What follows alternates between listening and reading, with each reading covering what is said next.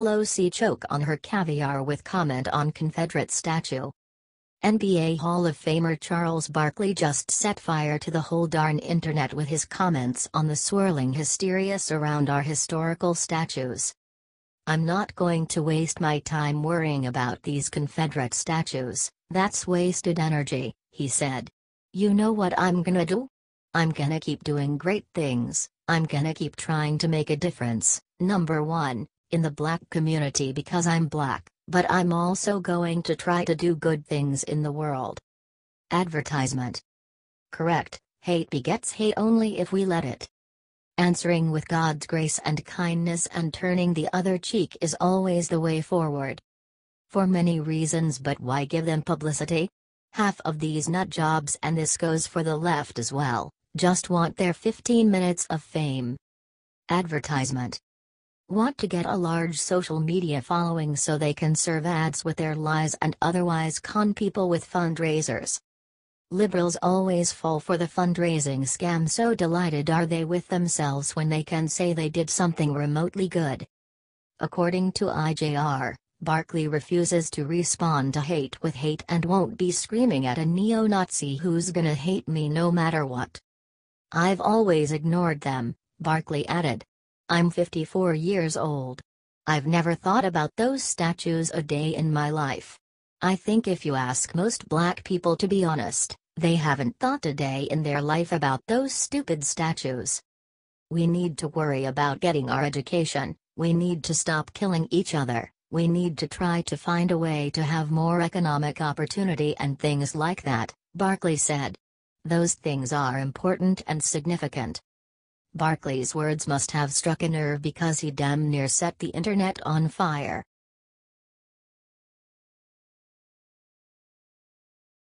Robert F. Kennedy Jr. believes in Trump. World Politicus shared some good words of Robert F. Kennedy Jr. He made a wild statement that most people on the right can agree with at this point. The best part was he said this on CNN. Liberals are fuming. Advertisement. Donald Trump could be the greatest president in history if he wanted to. He could easily be the next Teddy Roosevelt. He believes that Donald Trump can be any kind of president that he wants to be. He has the incredible opportunity because he's gone into office unburdened by obligation. The last time that happened was Andrew Jackson in the 1800s. When Jackson and Trump came in, a lot of people were angered. They were wrong about Jackson. Jackson fought banks and rapidly grew the nation. He was very anti-Native American, but he did great things for the nation. Advertisement. Trump has one goal, which is to make America great again. He is serving this nation and that's it. You know, I think he can do anything he wants because he is not bound by ideology. He is less bound by ideology than any president probably that we've had this century, Kennedy said. Trump doesn't seem to care about the rabid left because they are only obstructionist, and he knows that actions speak louder than words. RFK Jr. is correct. President Trump can be the best president ever. He isn't a politician, and that's what the benefit is. Politicians tend to ruin politics. They don't normally care about the nation because they are cronies that live off the taxpayer dime and lobbyists. What do you think of what Robert F. Kennedy Jr. had to say about the president? Do you agree? Share his kind words and let people know that even Democrats believe in the president.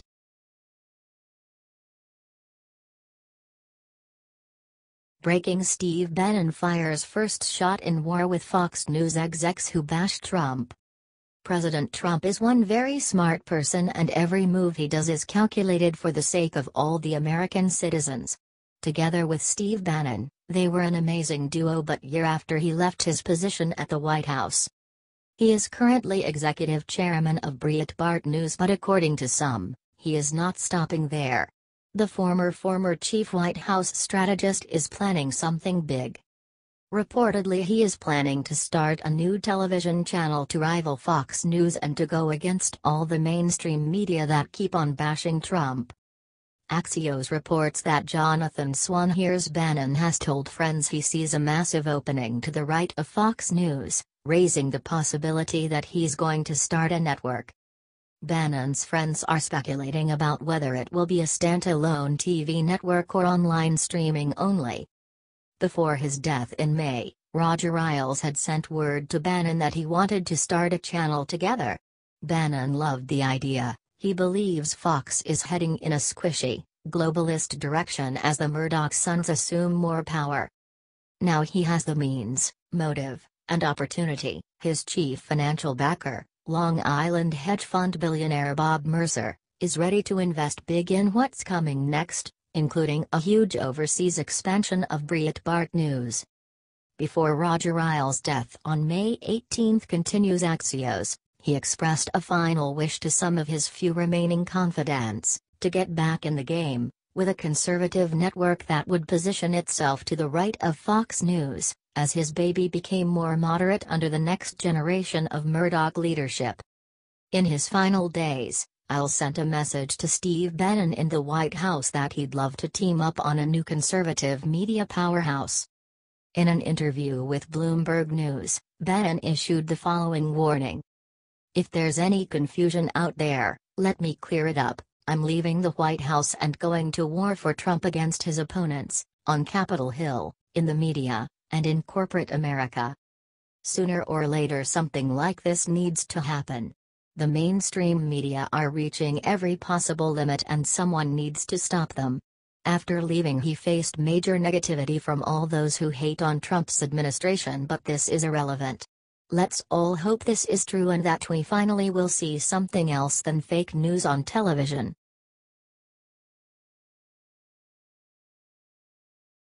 James Woods takes off kid gloves, knocks out entire Clinton family with one lethal shot.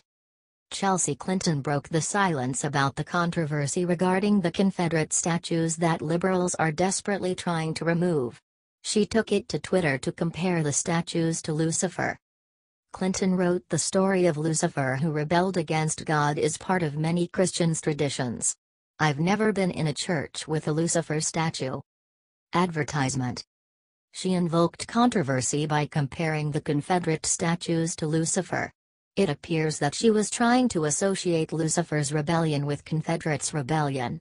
According to her, this is why Confederate statues should be removed. Lucifer is a part of the Christianity, he's not celebrated in any church, Clinton noted. Or in other words, although Confederacy is a part of the American tradition, it doesn't mean that it should be praised with statues. However, Twitter users didn't appreciate the comparison. Advertisement.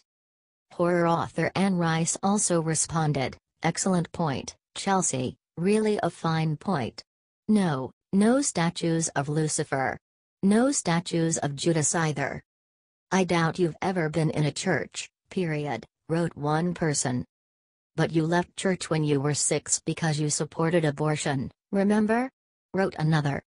"Are you kidding? You and your mom are Satan worshippers. Please don't talk about Christ or a house will drop on you." Clinton equals crime family #MAGA, replied another. One person said that Clinton has her facts wrong. Wait, most of the cathedrals in New York have at least one depiction of Lucifer. Just saying, you're brilliant though. Actor James Woods is one of the few conservatives in Hollywood who aren't afraid to stand up for their beliefs. He is among those who responded to Clinton after her Lucifer comparison on social media.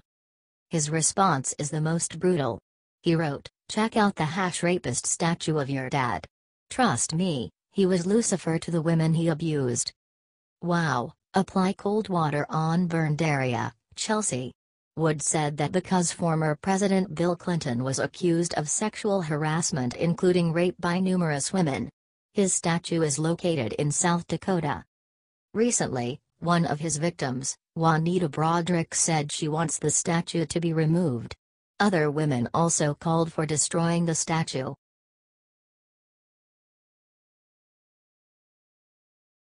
Breaking: Julian Assange exposes 6 top Republicans out to overthrow Trump. WikiLeaks is an international nonprofit organization which publishes secret information, news leaks, and classified media. This organization was founded by Julian Assange. We have already known, the Republican Party is full of traitors who worked against President Donald Trump. However, the nonprofit organization recently released the names of the traitors: John McCain, John Kasich, Carly Fiorina, Paul Ryan, and Lindsey Graham.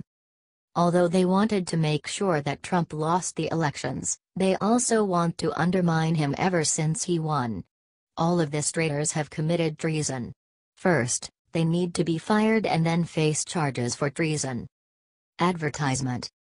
WikiLeaks released an email exchange between Huma Abedin and John Podesta in which they talk about how to divert money from the Clinton campaign to the Republicans who worked for Hillary Clinton. According to the email, which was sent in July, the money from Clinton's campaign was diverted to the super PACs of Jeb Bush, Carly Fiorina, and John Kasich. The email says, JB, CF, and JK PACs will be noticeably silent for the rest of the campaign. Each will receive a significant allowance from advertising budget. HRC is in the loop and has talked to all three personally. Eyes only. This was before House Speaker Paul Ryan declined Trump's invitation to speak at an event in Wisconsin. Other emails that suggest that the money was transferred to Republicans in the House and Senate. Advertisement. For example, John McCain received funds after he criticized President Trump.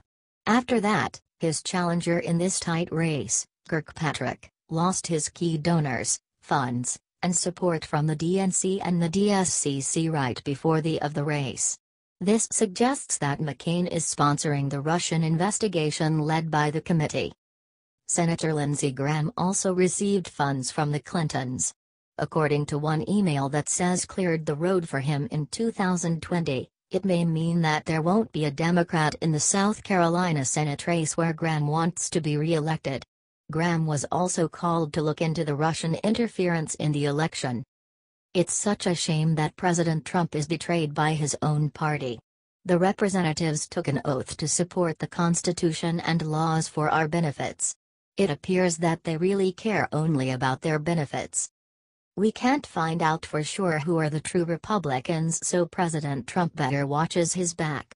However, thanks to the emails released by WikiLeaks, we know that Graham and McCain aren't true Republicans.